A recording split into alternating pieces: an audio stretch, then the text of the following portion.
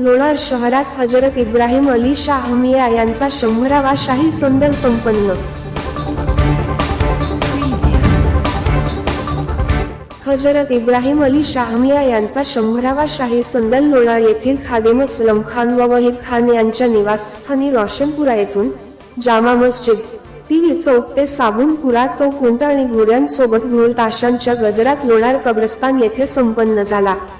इब्राहिम अली शाह बाबा यांच्या 100व्या शाही संदल निमित्त खासदार प्रतापराव जाधव व आमदार संजय रायमुलकर यांनी चादर पाठवले व सर्व मान्यवरांनी हजरत इब्राहिम अली शाह बाबा यांच्या मजारावर चादर चढवली।